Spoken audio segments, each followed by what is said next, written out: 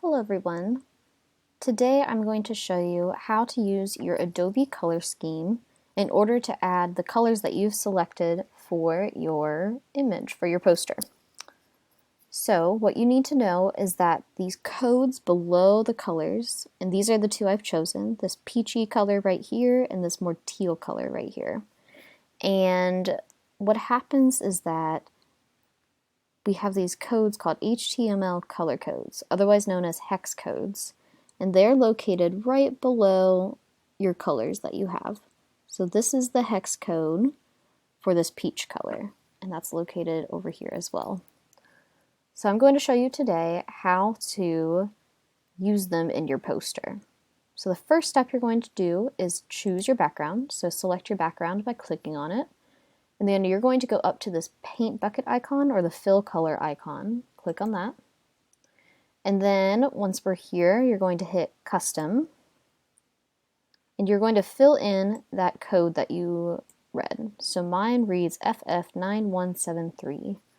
So FF9173. And notice that I included the pound sign in there. You need to have that.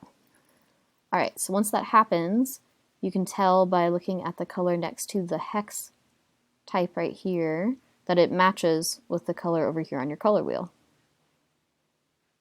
So I'm going to click OK, and that changes the color of my poster. All right, so now what you want to do is highlight your text, because that's the next thing that receives color in your poster. So you're going to highlight your text right here.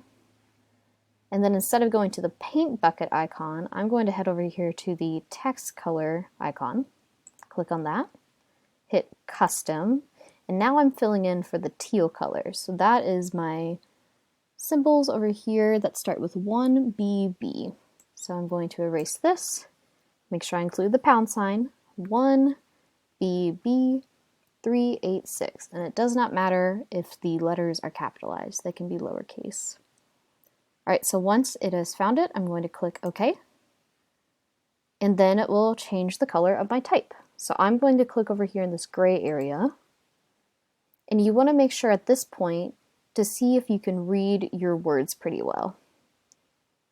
So mine are pretty readable. I think I could play around maybe with making it a little lighter, maybe more towards this color. So I might do that after recording this video. But now I'm going to highlight again. And you probably want your font to be your slogan in the center of your page. So I'm going to hit the center button, and that's going to center my text. You can also at this point play around with what font you want to use for your slogan, and then choosing your font size. So you want to make sure that you're anywhere between the 30 to 48 range. That's a good range to be in. And if you want to go a little larger, let's try 60 and see what happens. Okay, so you want to make sure that your type all stays on the same line. You don't want to go to a second line. If you have more than 5 words, it may happen, but we're okay here for now. So I've deselected everything, and I'm looking at my poster, and I'm thinking, something else could change. Maybe my background isn't interesting enough, so I'm going to click on my background again. Back up to the paint color, and you see how it says solid and gradient up here. I'm going to hit gradient. And once that happens, I'm going to again hit custom. And right now we can't really find a color. Here we go.